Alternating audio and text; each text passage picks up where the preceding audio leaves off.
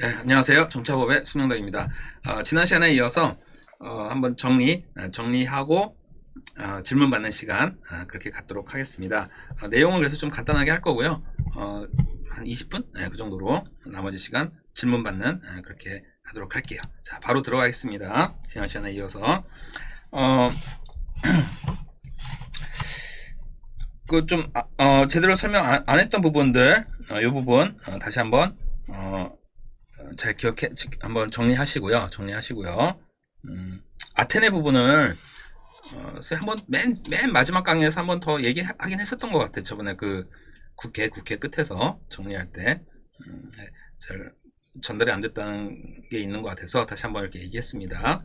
자, 넘어가서 이제 여기서부터는 다 우리 꼼꼼하게 다 봤던 것들이죠, 그죠? 그래서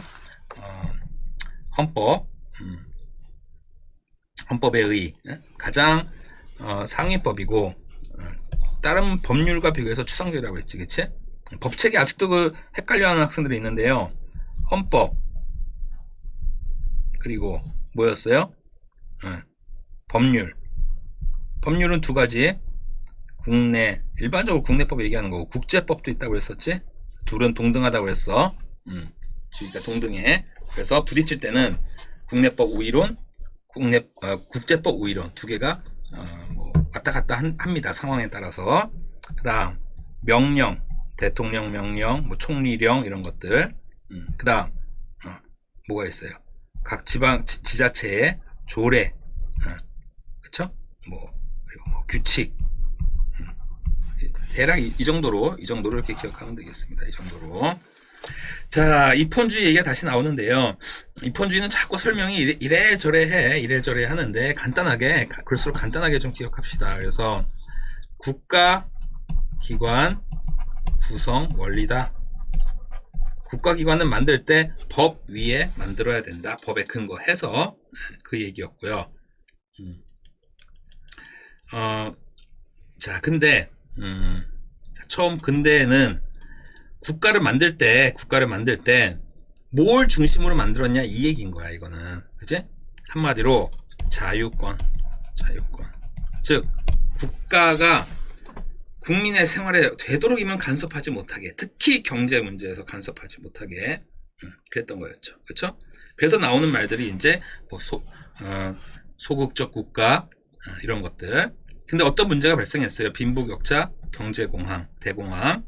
그래서 현대에 와서는 여기서는 뭐 기억하면 돼? 사회권 중심의 국가, 즉 복지국가. 국가의 개입을 했었다.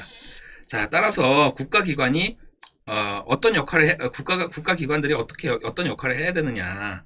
헌법 위에서 해야 되는데 헌법의 내용이 바뀌었겠지, 당연히. 그러니까 일로 오면서 바이마르 헌법 나오고, 그치? 추가됐겠죠, 그치? 그렇다고 해서 자유를 근간으로 하는 게 없어진 건 또 아니고요, 그렇죠? 자, 헌법에 정치적 의, 법적 의 이렇게 돼 있는데요. 이건 뭐 달리 방법이 없다고 했었습니다. 그래서 간단히 좀 숙지가 될 만큼 반복적으로 한번 읽어보시고, 여기 규범이라는 얘기가 자꾸 나오죠. 이것도 하나의 방법이야. 그래서 최고 규범이고 통치 조직에 권한을 부여하는, 그리고 또한 권력을 제한하는, 즉 어디까지 권한이 있는 것인가, 이런 내용들. 그랬습니다. 자, 넘어갈게요. 여기서부터 이제 5가지가 있는데 헷갈려만한 한 포인트 몇 가지만 좀 얘기할게요. 여기 국민주권주의에 보게 되면, 자, 헌법 규정은 뭐 이렇게 이거 헷갈릴 사람은 없겠지, 그치? 이게 국민주권주의를 표현한다는 거. 근데 실현 방안에 있어서 참정권 보장, 또 정치적 의사 표현 수단, 즉 언론 집회의 자유를 보장해야 된다. 복수 정당 제도, 그치? 이 3가지만 일단 봅시다. 이렇게 나왔잖아, 그치? 좀 더 아래로 가볼게요. 근데 자유민주주의는 핵심이 자유주의와 민주주의. 그래서 요거는 경제체제 얘기하는 거라고 했었지, 그치? 사회주의와 반대되는 것으로 생각하셔도 큰 문제 없겠습니다. 그래서 북한 같은 경우 북조선 민주주의 인민공화국, 민주주의야, 형식적으로. 어쨌든 하지만 경제적으로 거기는 사회주의잖아, 그지? 우리는 경제적 자유를 자본주의가 되겠고요, 그치? 뭐가 뭐에 반대냐, 뭐 이렇게 좀 그런 거 칼같이 할 필요는 없어요, 아직은. 그거는 뭐 이제 전문적으로 들어갔을 때 하는 거고. 자, 근데 이거 봅시다. 여기도 복수정당제 나오죠, 그쵸? 복수정당제. 즉, 선생님 말하는 건 뭐냐면은, 중복이 가능, 실현 방안은 중복이 된다. 중복 가능. 중복될 수 있는 거야. 여기에서도 중요할 수 있고, 저기에서도 중요할 수 있고, 그치? 그래서, 어느 하나만 꼭 들어간 건 아니다라는 거. 그보다는 차라리 얘를 이런 게 잘 기억하는 게 좋겠죠, 그쵸? 자, 정당에 관한 것인데, 등등등등. 이런 것이, 자유민주주의와 관련된 것이다. 기억하시고요. 복지국가는 구별하기 쉽지요, 그쵸? 사회권 들어가고, 실현 방안, 헌법조항에서는 최저임금제 같은 거, 경제민주화, 어디 갔어? 경제의 민주화. 이런 것들 들어간다고 했었지, 그치? 자, 국제평화주의는 침략전쟁 부인, 요게 키워드가 되겠고요. 침략전쟁을 부인한다.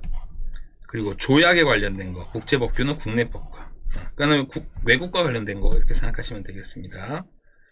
자, 평화통일주의는 통일과 관련된 거야, 통일. 그래서 자유민주적 기본질서에 입각한 평화통일입니다. 그래서 사회민주적 기본질서가 아니야. 자유주의 플러스 민주주의. 즉, 우리는 이거 양보할 수 없다는 얘기예요. 북한도 마찬가지겠지. 사회주의, 민주주의. 그걸 양보할 수 없겠지. 그러니까 통일이 쉽지가 않은 겁니다. 자유민주적 기본질서에 입각한 평화통일. 하지만 평화통일이라는 거, 무력통일은 아니고. 자, 문화국가 원리는 평생교육 같은 거, 뭐 의무교육, 어디 갔어? 의무교육제도 이런 것 좀 기억하면 되겠지, 그지? 자, 그리고 넘어갈게요. 자, 이거는 뭐 여러 번 강조했기 때문에, 자, 자연법상 권리, 실전법상 권리, 자연법상 권리, 포괄적, 실전법상 권리, 열거적. 이거 꼭 구별해야 된다고 했었지? 항상 시험에 항상 끼어 나와요. 안 나오는 때가 한 번도 없어. 항상 끼어 나와. 항상. 그래서 그 특징들 잘 기억하시고요. 포괄적인 거 뭐예요? 행복 추구, 포괄, 평등권, 본질적이며 포괄. 그치? 자, 따라서 포괄, 여기에 또 하나 뭐가 들어가야 돼? 본질. 그치? 자, 그리고 요거 하나 또 중요하지? 합리적 차별은 평등과 위배되지 않아. 우리는 상대, 비례, 실질적 평등을 지향하는 거야. 그렇다고 해서 형식적 평등, 뭐 결과적 평등 이런 게 없는 건 아니야. 구체적인 제도나 법률 보게 되면은 그런 게 있죠, 그렇죠? 그 뭐니? 누구에게나 똑같이 그냥 100만 원씩 재난지원금을 준다, 뭐 이런 거. 이런 거는 형식적인 평등인 거죠. 똑같이 하는 거지, 그치? 그 사람의 뭐 재정 상태나 그런 걸 살피지 않고. 근데 2차, 3차 뭐 재난지원금은 또 그렇지 않잖아. 선별했었잖아. 선별은 그렇게 되면은 이제 다른 거예요. 상대적, 비례적 뭐 그런 평등이 되겠지, 그죠? 핵심은 제일 중요한 거 뭐예요? 얘는 다른 기본권 보장을 위한 전제 조건이라고 했었어. 그건 너무 중요해. 그러니까 평등이 깨지면 다른 게 다 깨진다고 했었지? 평등권이 제일 중요해서 그렇다는 게 아니라 얘가 깨지면 다 깨지니까 그런 특성이 있다는 거 기억하시고요. 자, 자유권은 뭐였어요? 항상 수식어가 많어. 국가로부터의 자유, 역사가 가장 오래됐고, 역시 본질적 포괄적. 그죠? 그래서 세 가지까지가 포괄이 되겠습니다. 특히나 여기서는 적법 절차, 영장주의 등등 이렇게 보면은 굉장히 열거적으로 보여, 왠지, 그치? 그렇지 않다라는 거. 자, 나머지는 뭐예요? 열거적, 실전법상 권리다. 자, 하나 더, 능동적 권리야. 왜? 이거는 참여해야 되는 거니까. 청구권은 특징이 다른 기본권 보장을 위한 수단적 권리라고 했었지. 수단적 권리. 이 자체로서의 기본 권리라기보다는 그래서 국가에 청구할 수 있는 겁니다. 그래서 여기 나와 있듯이 재판 청구, 형사보상 청구, 국가배상 청구 이렇게 나오는 거죠. 그죠? 자, 마지막 사회권 제일 늦게 나왔죠? 제일 늦게 나온 것이고 국가에 요구하는 적극적인 권리지, 그치? 당연히 열거적, 따라서 실정법상. 그러니까 여기서 주의해야 될 것이 열거적이면서 본질적 권리 불가능하다는 거야. 열거적, 실정법상 권리 이렇게 같이 두 개가 같이 묶음으로 다닙니다. 자, 기본권 충돌할 때 어떻게 한다고 했어요? 두 가지 방법이 있었지. 규범 조화적 해석이 있었어요. 이것은 둘이 조화가 가능해, 한 발씩 양보하게 해가지고 가능한 한 모두가 다 윈윈 할 수 있도록 하는 거. 그래서 뭐였니? 대체복무제도 같은 경우 전에는 이제 인정을 안 하다가 인정하는데 대신에 그럼 군대 가는 사람 억울할 수 있잖아, 그지? 그래서 복무 기간을 2배로 늘렸지, 2배로. 이렇게 하는 게 규범 조화적 해석이고요. 그렇게 안 될 때가 있어요. 법익 형량의 원칙 혹은 비교 형량의 원칙 이렇게 얘기하는데, 비교해서 보호 가치가 더 우위에 있는 기본권을 먼저 보호해야 될 때가 있다라는 것입니다. 그죠? 그래서 신상 공개, 전자발찌 부착 이런 것들이지, 그치? 아동의 안전할 권리, 부모들의 그런 걸 알 권리와 이미 형량을 마쳤는데 전자발찌나 신상공개는 형벌이 아니죠. 하지만 그 사람들은 형벌로 느낄 수 있잖아, 그지? 그래서 이제 논란이 많이 됐었고 최종 헌법재판소 가서 이거는 형벌이 아니다 이제 이렇게 판결이 났기 때문에 신상공개 또 전자발찌 명령 부착을 할 수 있게 된 겁니다. 자, 어쨌든 전자발찌 부착하고 신상공개 명령 되는 사람들은 형량 뭐 10년 다 마치고 나왔는데 억울하다 얘기할 수 있겠죠, 그죠? 하지만 두 기본권이 지금 부딪힌단 말이야, 그지? 안전할 권리와 대다수의 안전할 권리와 그리고 아동 청소년의 안전할 권리와 그리고 이 형량을 마친 사람들의 자유권이 부딪히는 거지. 그래서 무게를 따라서 이때는 어떻게 반반씩 할 수가 없어요. 따라서 아동 청소년들의 안전할 권리를 더 우위에 든 거지, 그치? 굉장히 중요한 내용이에요. 그래서 이런 것도 꼭 다 암기하셔야 돼요, 이런 건. 자, 그리고 기본권 제한도 중요하죠, 그쵸? 그래서 자, 자유권은 본질적 권리이기 때문에 침해할 수 없다. OX X야. 침해할 수 있어요, 자유권. 본질적 권리지만 침해할 수 있어. 하지만 침해할 수 없는 것이 어디냐면은, 자, 보세요.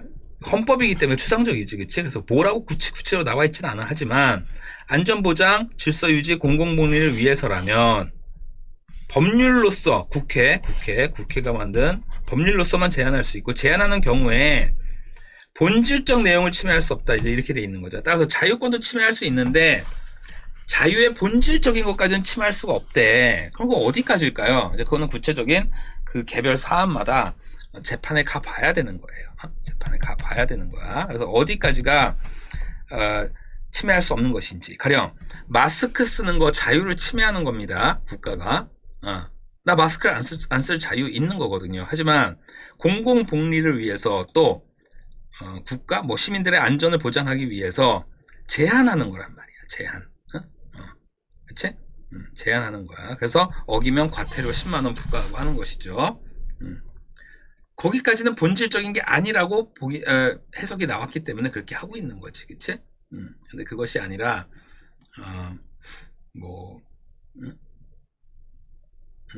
뭐라고 얘기해야 될까? 그보다 더 심한 거, 뭐 사례가 뭐 딱히 떠오르지 않네. 뭐 가미가제 특공대 이런 거 생각났으면은 국가를 위해서 네 목숨을 바쳐라. 뭐 이런 식으로 나가면 안 되는 거지, 그치? 그래서 이거 좀 잘 기억해 놓으시고요, 이런 것도. 자, 대통령제 의원 내가 얼마 전에 했으니까 뭐 또 하진 않겠어요. 지난주 내내 했지, 그지? 꼼꼼히 다 읽어보시고요. 장점 단점까지도 살펴보시면 되겠어요. 모르겠는 친구는 요거는 영상이 있으니까 다시 한번 1.2배속 정도로 해서, 선생님 요즘 찍는 건 다 1.1배속, 2배속 해가지고 올리는 거니까 1.2배속만 해도 거의 1.5배속 속도가 나올 거예요. 다시 한번 보세요. 잘 모르겠는 친구들은. 자, 이원 집정부제도 마찬가지고요.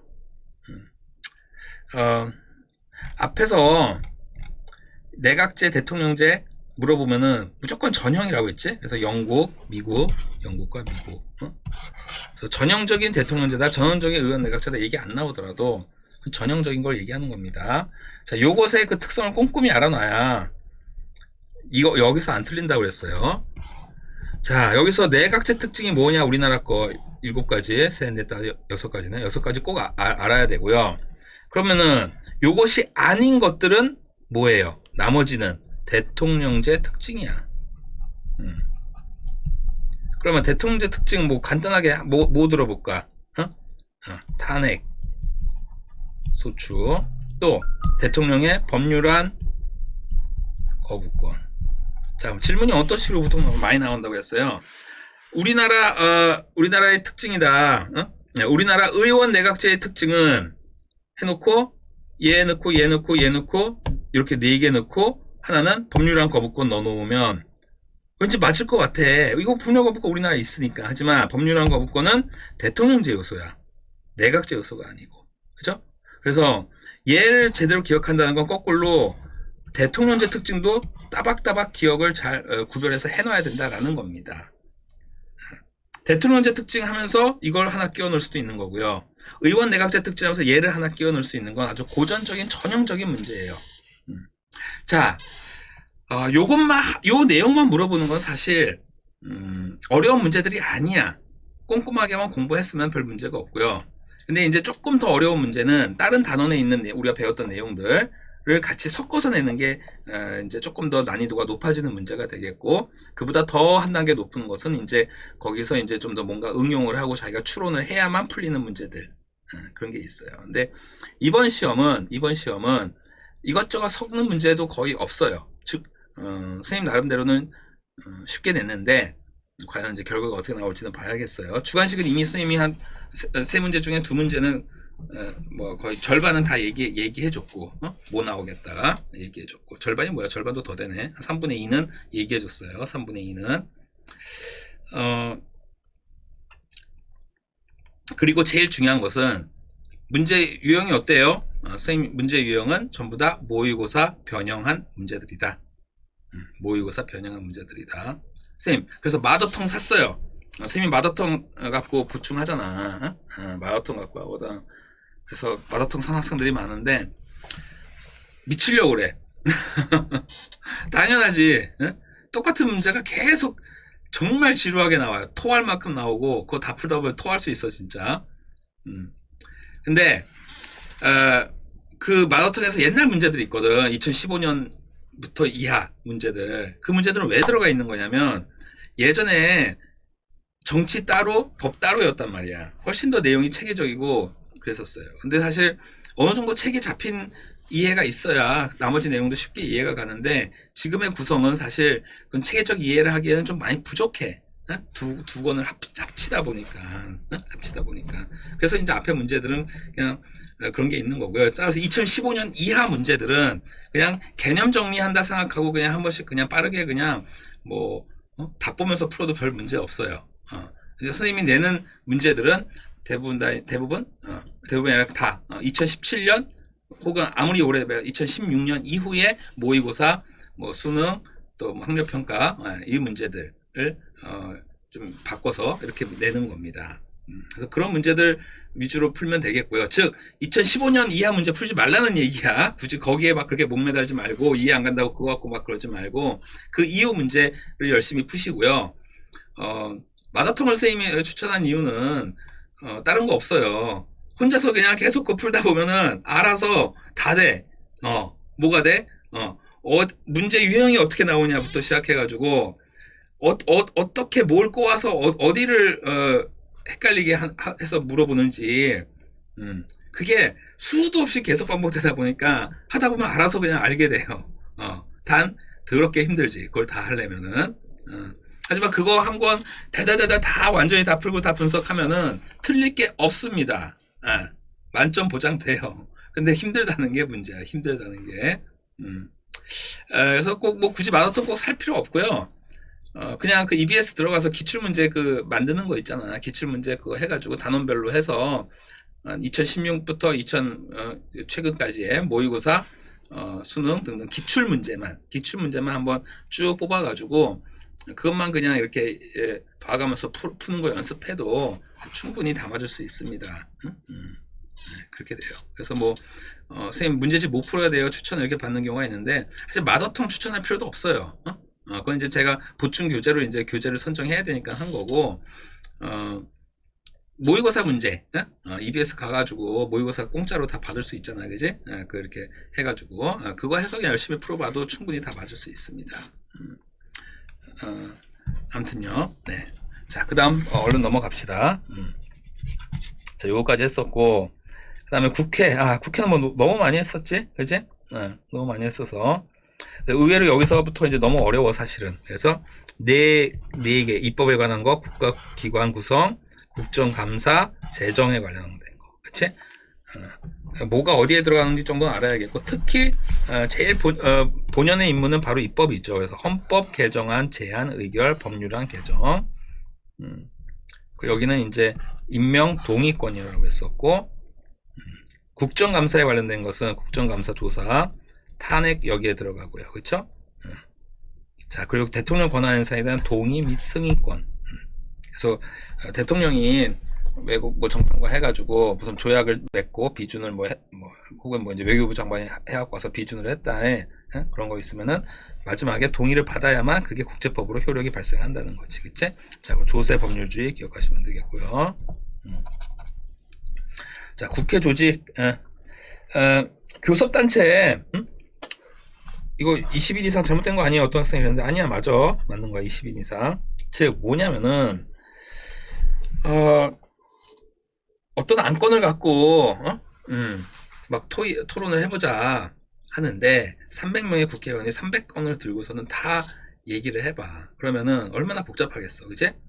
그래서, 어느 정도 좀 내부적으로 논의가 돼서 통일된 의견을 가진 집단이나 혹은 정당별로 이렇게 해서 한데 모아서 갖고 오라는 겁니다.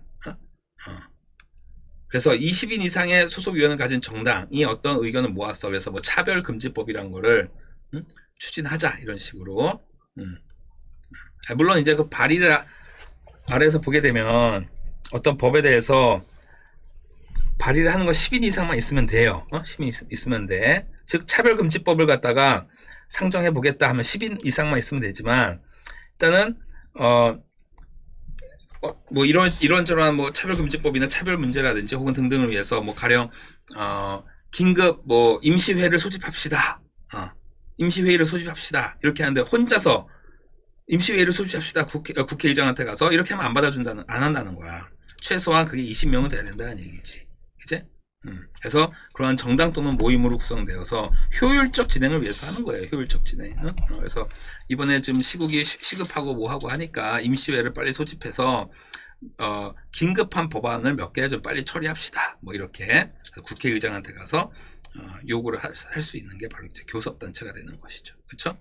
다른 건 다 설명했던 것 같고, 이런 것도 당연히 다 중요해요. 면책특권, 불체포특권. 자, 그리고 이 부분은 선생님이 2번 얘기 안 할 거야. 어디가 중요하고 뭘 외워야 되는지 여러 차례 얘기했어요. 여러 차례 얘기했어. 나중에 가면은 이것도 다 기억해야 돼. 나중에 이제 내가 이걸로 시험 볼 거다, 정법으로. 그러면은 뭐 20일 이상 공고, 또 5일 이내 재의결, 이런 것도 알아야 돼요. 15일 이내 환부 거부까지도 알아야 됩니다. 지금은 거기까지는 안 하고, 핵심적인 내용, 여기 나와 있죠, 그치? 이런 거 핵심적인 내용, 10명 이상 정부, 그 다음 또 요거는 이제 지금 안 해도 된다고 했었고, 요거 과반 찬성, 그치? 기본이야, 기본. 또 대통령 거부권 하게 되면 과반의 출석과 출석위원 3분의 2, 여기까지 같이 해야 되는 거야. 당연히 과반 출석에 출석위원 3분의 2지 그냥 툭 잘라가지고 3분의 2의 국회의원 이런 식으로 하면 틀리는 거야. 틀리는 거야. 과반 출석에 출석의원 3분의 2. 오케이? 상식적으로 생각을 하면 알 수 있는 겁니다. 그렇죠? 자, 의회주의 위기. 원래 의회 중심으로 국가가 돼야 되는 거야. 전부. 왜? 국민의 대표니까는. 하지만 그게 잘 안 돼. 왜? 20세기 와서 정부 개입이 많아지고 하면서 행정부가 비대해졌거든. 그치? 그래서 행정 국가화 현상이 나타나게 되었다. 그래서 문제는 뭐예요? 입법부를 강화해야겠지. 그치? 국회 전문성 제고해야겠고요. 등등등등. 자, 여기까지 해서 이제 아까 지난 시간에는 요 행정부 다시 한번 봤었으니까 여기까지 해서 이제 마무리하겠습니다. 자, 요 내용까지 해서 이제 전체적인 내용 좀 질문 궁금한 거 있으면은 질문 받는 시간 갖도록 할게요. 자, 여기까지 하겠습니다. 수고하셨어요.